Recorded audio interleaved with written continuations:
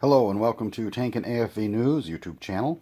Today we've got part of a series of book reviews. This particular video we're going to be looking at Panzer IV, 1939 to 1945 by Paul Thomas.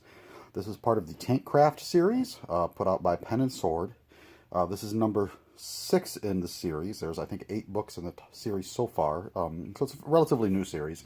And it is very much geared toward the model builder. Sort of a combination of vehicle history as well as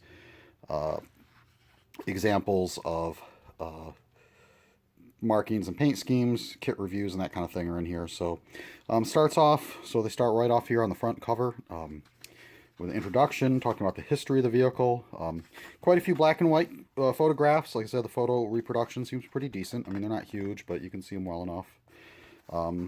So, you know, going through the history of the early Panzer IV here. Then on to the Eastern Front, like I say, this one's really quite photo heavy. So plenty of reference photos. Sort of skip ahead here. So you get to the section here with all the artist renderings of Panzer IVs. And I've noticed in these books, most of these seem to be done by a fellow named Tom Cooper, who seems to do, you know, very nice looking work here. So lots of different examples of camouflage and marking schemes for Panzer IVs.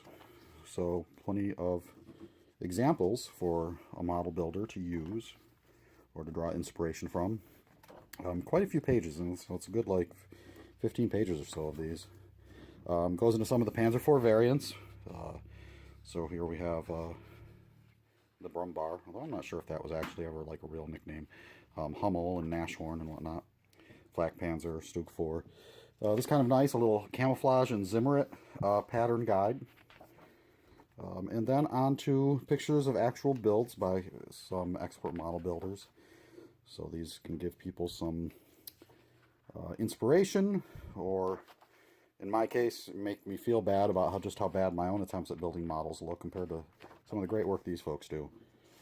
So sort of flip through there. Then on to some kit reviews. Or descriptions, I should say. So we've got Armorfast, we've got Tamiya, you know, familiar names to anybody who's been in a hobby shop, I'm sure. Don't want to get too much into the details here. Flak Panzer, or Panzerjäger and flak vehicles. So a little section here on some of the variants. Let's see, more pictures.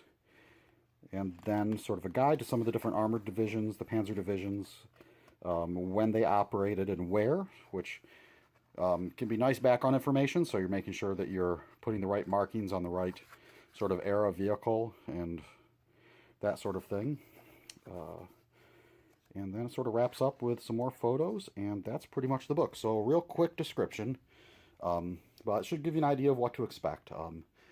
I think these are rather nice books. They feel nice. The quality is pretty good. This one retails for $22.95, I believe. Obviously, you'll be able to find a little cheaper online, most likely.